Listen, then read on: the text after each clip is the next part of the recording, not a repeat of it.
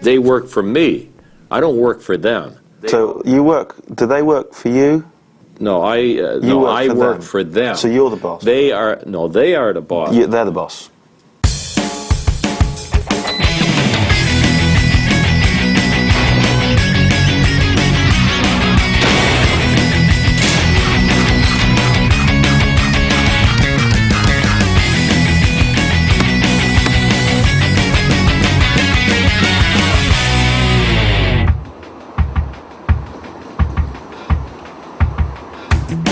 Hello, my name's Danny Wallace.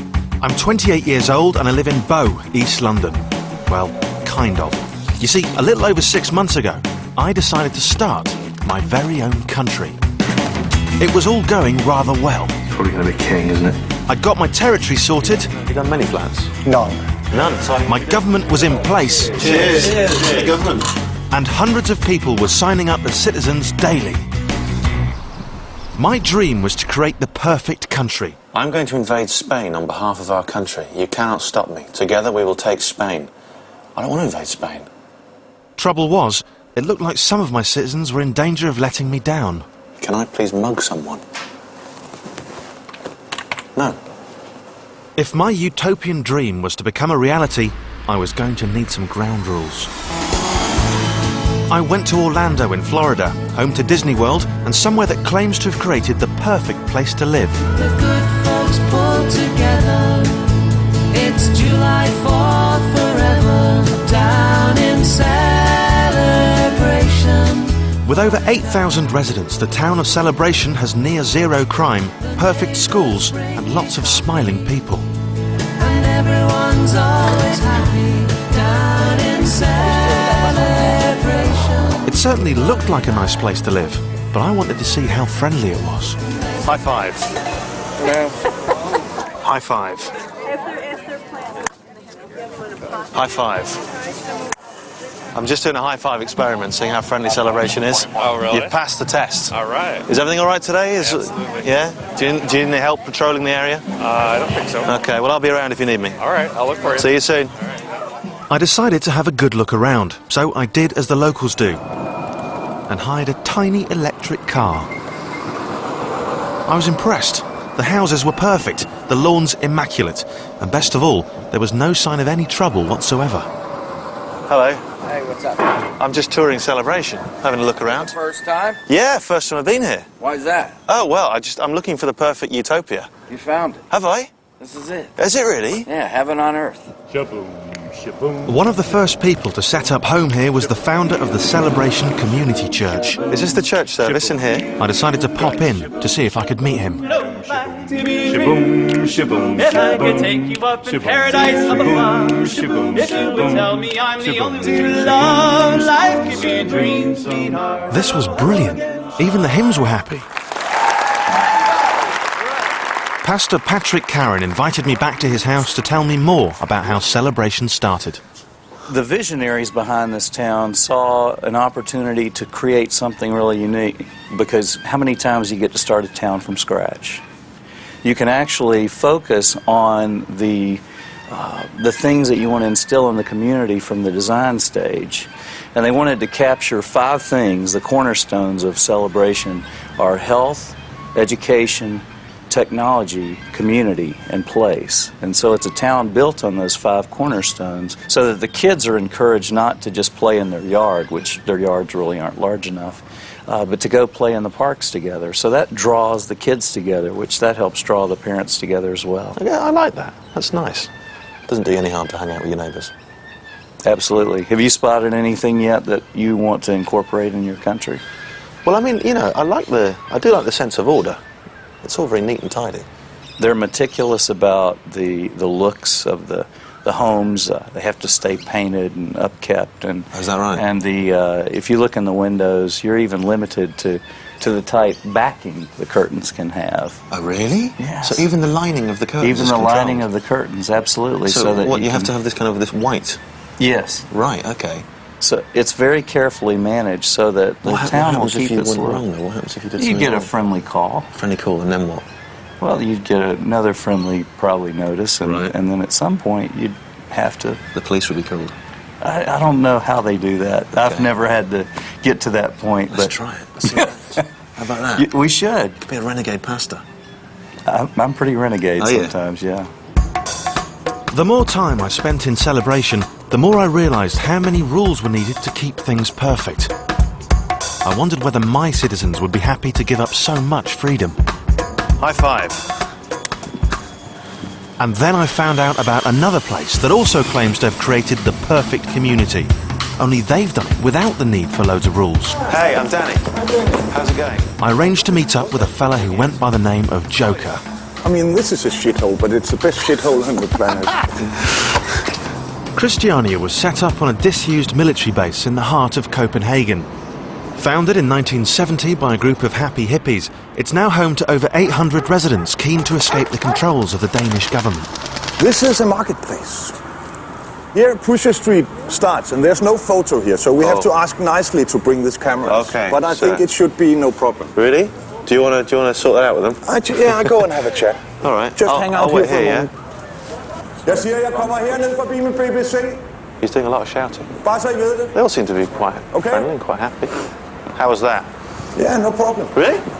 They're cool. Yeah, we have criminals in Christiania. Only hash criminals, but we have hash criminals. Right. But they're the nicest criminals. I've been hanging out with criminals all over the world. Really? And this is the nicest They're criminal. the nicest criminals you've ever And met. I'm a criminal as well. You're a criminal? Yeah, I smoke hash. We have 9 rules here in Christiania. Yeah? The first rule was from the first common meeting. It was no private cars. That was the first rule? Yeah.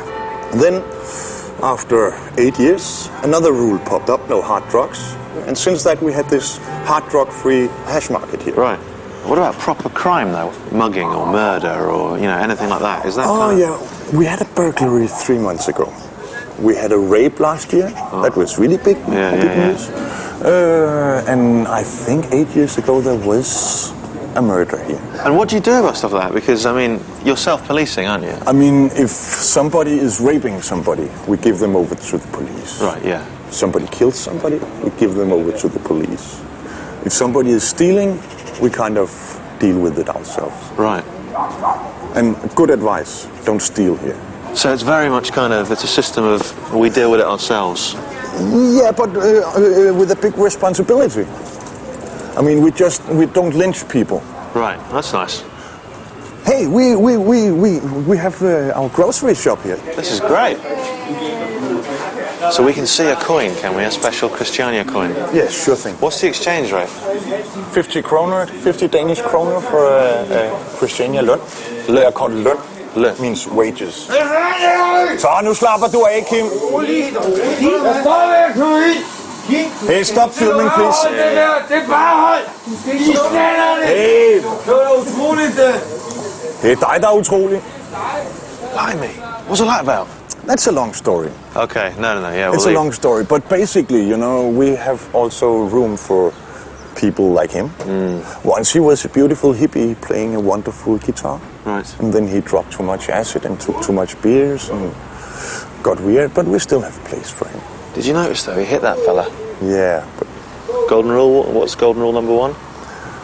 Yeah, but he didn't hit him for real. Now, okay. No, I mean, if he hit somebody for real, we would call for an ambulance, and then we would have a problem. No, definitely. But we stopped him. There's a slight altercation in paradise. Oh, but I mean, paradise should be open for everybody. That's true enough. And he really needs Christiania, because could you imagine him anywhere else? I'm not quite sure it's all it's cracked up to be all of a sudden. I was thinking it was this place of golden rules and happiness. And a man pushed over a bike. There's another man with a pink hat replicating him. I liked the idea of only having a few rules, but I felt that Christiania hadn't quite nailed it. If I was to succeed, I needed to find a basic set of rules that would help maintain the perfect community and that all my citizens would be happy with. Knowing how successful the Catholic Church had been in getting millions of people to live by the 10 Commandments, I headed to Rome and the Vatican City to find out more. I'd written a very polite letter, and Top Cardinal Edmund Schoker agreed to spare me a few minutes of his time. The only condition was that I smartened myself up a bit. The Ten Commandments. I'm thinking of doing something similar. But I mean, what do you think should be on there, apart from the Ten Commandments? Well, I don't think you can improve on the Ten Commandments. Yeah? Christ said, when they asked him what is the greatest commandment, he said, the greatest commandment is to love God with your whole heart, with your whole mind, and your whole soul, and your neighbor as yourself. And how important would you say religion is generally in creating, say, law and order? Well, I think it's essential. Without it, I don't think you can maintain much law except by fear. But if you have people who have moral principles and who believe in them, then they're going to be law-abiding citizens. But as those moral principles break down, I think society begins to break down, and law and order breaks down. So basic morality is the key then to Yes, a kind of so. like a harmonious. I believe so. Without it, I don't think any country can eventually succeed, because it'll become totally chaotic. Morality seemed like a good thing to base my rules on. I went home and got straight to work. What I've done, Mike, is I've prepared a small visual display. As my Minister for Home Affairs, it was my friend Mike's job to take notes and basically help out a bit. I need to know whether I should take away from them, add to them, come up with my own. Right, well, let's take a look at them and take it from there. Thou shalt have no other gods before me. Right, you do know that you're not a god. Yes. Perhaps we could change that to leader. Whack it in. Thou shalt not kill. Big one. That is a fantastic one. I imagine we've got to keep it in. Yes, I mean, does that include chickens? Generally things that we eat? Right, right. Thou shalt not steal. That's a very, very good one. Well, I think that should be with kill. We should just merge the two. Oh, right, OK. So thou shalt not kill or steal or mug or rob. That sounds excellent to me. Yeah. Thou shalt not bear false witness against thy neighbour. I mean, it just seems like a long list of no's, really. A lot of stuff, isn't it? Maybe, it's all, oh, you can't do this, you can't do that. Or maybe we should turn the whole thing around and make it really positive and just say, this is what we want. So rather than having kind of scary commandments, you know, that are kind of just going, you can't do this, and looking quite angry, we could have something that's a bit more kind of, I like the way you're thinking. I honestly, I think we don't need, like, 10 commandments. I think we just need the one. Which is?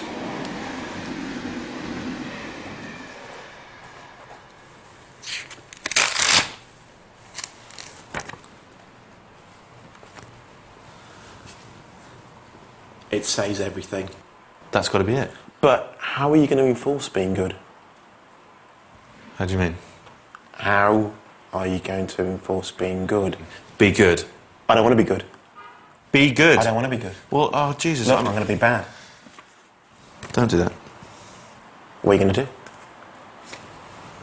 Stop that. What are you going to do? Incredibly, Mike wasn't as stupid as he looked. It was all very well having a commandment, but how was I going to deal with anyone who broke it? I went to Phoenix, Arizona, to see how America's toughest sheriff deals with his badly behaved citizens. Sheriff Arpaio. Danny. Hi, how are you? Nice to meet you. How's it going? Sheriff Joe Arpaio believes that even petty criminals should pay. Tough sentencing in the harshest of conditions. See my vacancy sign? That means I work hard to put people in jail. Oh, right. And the tents. Yeah? Yeah. I'm already sensing the America's toughest sheriff vibe. World's toughest. World's now, is it? I graduated. Really? You've been promoted? Yeah. The sheriff was keen to show me just how tough he could be. These are the pink underwear. Lovely. That the inmates wear. You know why? No. Because they hate pink. Why would I give them a color they like? But his proudest achievement was something called Tent City. I took away their coffee, took away their TV, took away their movies, took away their cigarettes. No, I don't like murderers watching murders on television, or rapists. That doesn't set right with me. Just last week, 3 people came up to me saying, thank you. I spent time in your tents 8 years ago. I'm going to medical school. Another came up to me crying with his 2 kids. You straightened my life out. Sitting in the desert, Tent City houses some 2,000 inmates in temperatures of up to 130 degrees. Do you see this as more of a... Is this a punishment or is it preventative? Probably both. Right. Which one do you want it to be? Both. To prevent them from coming back because they hate the punishment. Right. And what do you say to the people who look at this and say, well, you know, it's a bit much, you know, why put them in tents? Why You know what I tell them? Go on. Shut your mouth. Our men and women are in the military fighting for their country. They didn't even commit a crime. That's what I say. Right. So who cares about what they think about the tents? And what did you say before the troops went to Iraq? What I said before? Yeah, before last year. I say you never should live better in jail than you do at the on the outside. Okay. This is a jail, and you did things wrong, you're going to pay for it. So for you, a loss of freedom isn't enough? When you go to jail, you should not live nice in the jail. That means people want to come to jail. Some jails and prisons in the United States, you live better there. People want to go to jail and prison. This is the worst. This is the worst place you can do time, in this jail here. Why is that? Is it just tedious and uncomfortable? Well, as you can see, we're sitting in tents. It's cold outside. When it rains, sometimes they leak. Right. The food's not the best. You're not gonna get the best service here. I sense you're being very polite about it. Yeah, actually, I am. You're in the state prison. Yeah. And which one do you prefer? I'd rather be in state prison. Would you? Really? They feed you better food in there. You get to eat 3 times. We do 2 meals. 25 cents in there. You gotta let me talk to the. They get 2 meals a day, not 3. We barely get to eat. This is what they get at 11 o'clock. This is their meal, This is is it? good. You said that is disgusting. We eat that every day. Try that. That's good. How do you eat this? Disgusting. All right. That smells pretty bad. I'm not gonna eat it. Bite it. You're gonna have gas. I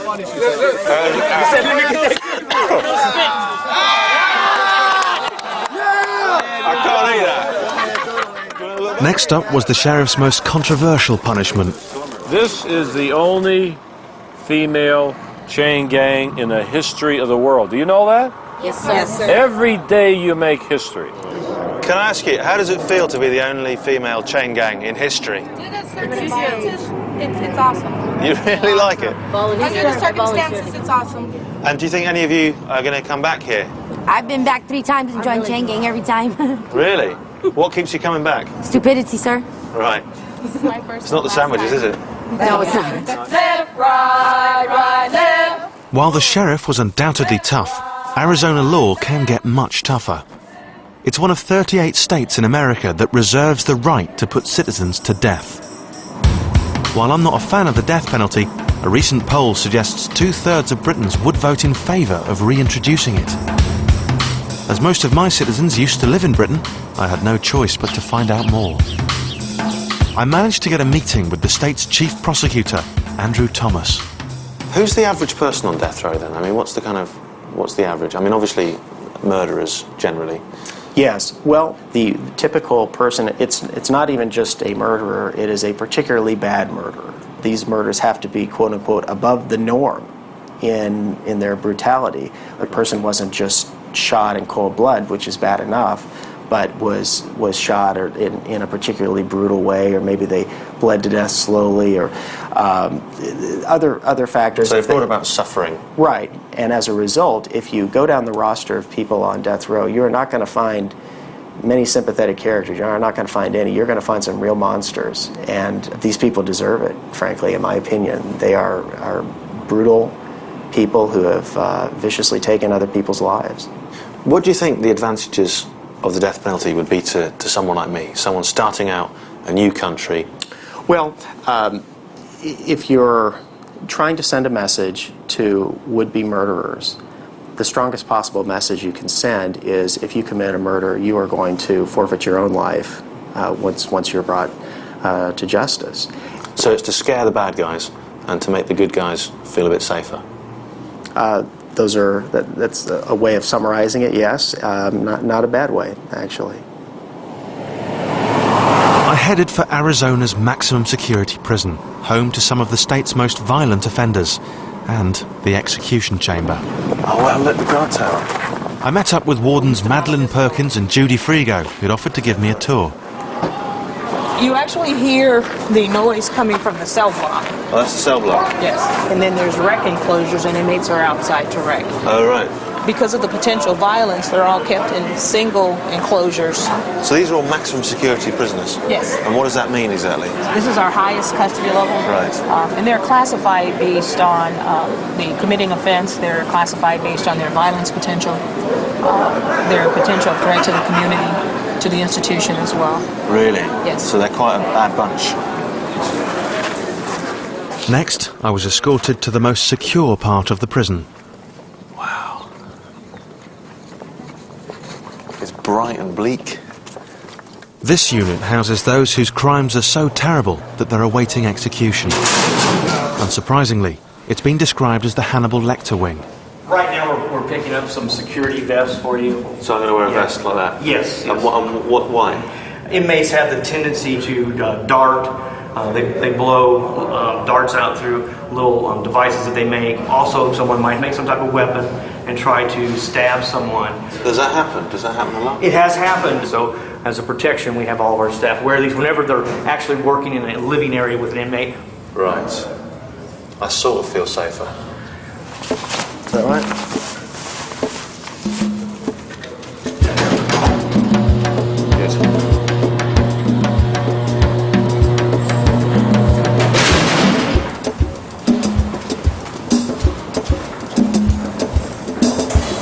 We're now entering George Cluster. This is one of the clusters that we house inmates in. Now they're all set up the same. As you can see, there's a control room here in the middle. Each pod is set up like this. 5 cells on the bottom, 5 cells on the top. Right. Now you want to go in and see an actual living area, correct? Well, you know, want is a strong word, but yes, let's do it. Okay. 2020.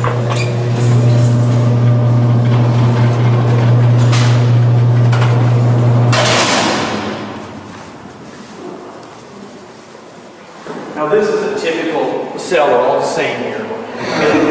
We'll open this door. And how many people did you say are in here now? Are condemned? It's over 100, yes. Over 100, right. Are they over there as well? Yes, they're right now we have some inmates up here. Oh, really?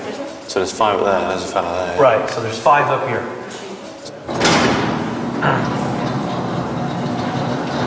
He never opens the wrong one, does he? No, he doesn't. Good. That officer is also your light, your backup. You know, if something happens out here, they can radio people for assistance. Excellent. And everything's bolted down. Yeah, as you can see, this is all into the wall. It's all metal. Yeah. It's all built in. Last, but not least, I was taken into a building known as Unit 9, or the Death House. And so this is the execution Correct. house. This is our gas chamber. Right. Inmate is strapped in the chair. And the viewing room is through there. The viewing room is right here and here. Yeah. And I mean, you must have seen these things happen, obviously. And what effect does it have on you? I think it's a very sobering event. Of course, it's quite unfortunate anytime there's loss of life. So it's pretty quiet. It's pretty quick. That's pretty much about as much as I can say about it. And I'd say it's very personal. Yes. It's, you know, people do, normally people don't really ask us those questions. And I don't steer towards those questions. And then normally I don't even answer those questions. It's just a very personal experience. An alternative to the gas chamber is lethal injection. When we've got everything pretty much set up and ready to go, the inmate is brought into the room with 4 restraints placed on the bed, gurney type thing here, and strapped in. Then we proceed with the rest of the event. And when was the last time that this was used? 2001. 2001. Okay. It's very odd being in here, I'll be honest. I don't know, it really rounds that whole, it's real, you know, it's not just a concept. Someone actually comes in here, they sit through there, they walk in here, they get angry or they accept it or they get sad and they lie down and then they die. And it's really odd. I'm a bit affected by it, to be honest. Well, I think it's a very sobering experience for folks who tour and come to and actually see this. I think that it is a very sobering experience because seeing it in the movies, and reading it in the paper are a whole lot different than actually being where it has occurred. Yeah. That's what I was saying to you earlier, that it was very personal, because when you come here, it's a whole lot different than reading about it in a book. Yeah, it is. Yeah, I wouldn't mind getting out now. That's all right. It was too dangerous for the wardens to let me meet any death row inmates, but I wanted to find out more. I wanted to know what it was like to be a citizen living with the knowledge that the state is going to kill you. Hi, is it Roger? Yes. Hello, it's Danny here. A condemned man named Roger Murray agreed to a phone call. How did you feel the day you were given the death penalty? It had to be the worst moment of my life. You know, it seemed like the world just stopped turning at that point, and it's been standing still for me ever since. That was almost 14 years ago now. And what happened 14 years ago to make that happen? Me and my brother were convicted of 2 counts of first-degree murder. They said we broke into a house and a store, robbed an elderly couple, and forced them back into the home and shot them to death. And did you? No. I'm not just claiming to be innocent. I am absolutely, beyond any doubt, innocent. What's it like to live here? I think the best way to explain it is if you go into your bathroom and you close your door and you just sit there for about 3 hours, and then I think you'll start getting a sense of the way maybe it feels. Do you think you'll ever be able to accept this penalty? Accept it? No. I will never be able to accept that the state is going to murder me. It's just something I can't do. How many people are on appeal, do you think, from the people you've talked to on death row? On death row, I don't think there's a single person here that's not. Right. Does that mean that they're all saying they're innocent? That's exactly what it is. Right. Everybody says they're innocent, so whenever you find one that actually is, you know, they're drowned out by the voices of everybody else. If you could give a message to the world about, say, capital punishment, I mean, what would that be? I think taking someone's life in America these days, or anywhere in the world, in any third world country that has the death penalty, is taken too lightly. People need to realize that killing people because you think they killed somebody is not the answer. That's part of the problem. I went home to think things over. You know, since I got back from Arizona, since I found out a bit more about the death penalty, I'm at this really odd sort of crossroads. Given the choice, 2/3 of Britons would want the death penalty brought back. And in my country, you know, I don't want it. If I do what the people want me to do, then all of a sudden it's not a country I want anymore. And suddenly, you know, this isn't a game anymore because, you know, I'm making this decision and it really defines the country. And I think I've just found out what it is to be a leader.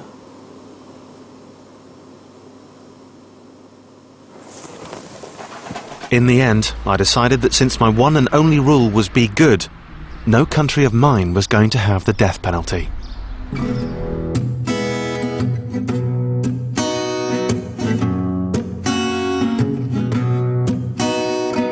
If you'd like to join my country, please visit citizensrequired.com. Or if you're a digital viewer, press red now, where I'll be live on Citizen TV.